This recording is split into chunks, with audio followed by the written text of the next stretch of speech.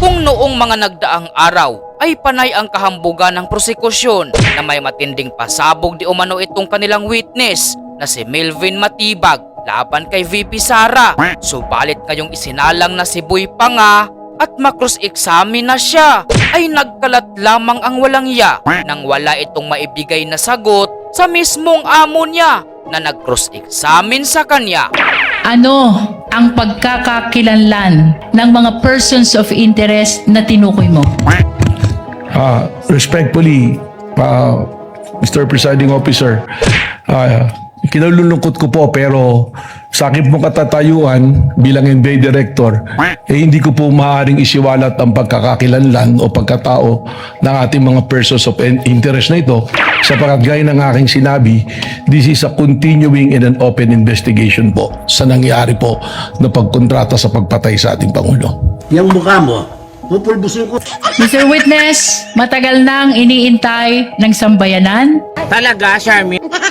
kung sino ang taong kinausap ng Vice Presidente. As a matter of fact, maging ang ating iginagalang na mga senator judges ay nagtatanong din kaugnay ng pagkakakilanlan ng taong kinausap ng Presidente. Huwag kayo iiyak.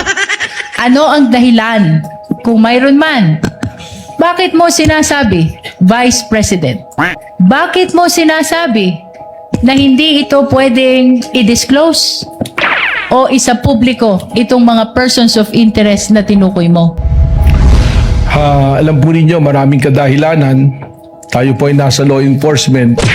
Kapag ang ganito pong bagay na it's an open and continuing investigation ay ating isisiwalat, unang-una pong mangyayari rito ay makukompromiso po ang ating investigasyon. At may lalagay po sa alanganin yung pong ating mga tinatawag na informants o assets na nasa ground na nagbibigay po sa atin ng human intel na tinatawag. At kasama na rin po rito na yung pong aming capability to have successful operation ay makompromiso sapagkat maring hindi na po kami pagtiwalaan ng aming pong mga pinanggagalingan na source. Pangatlo po, it will violate the right of privacy po ng mga individual na ating natukoy na persons of interest.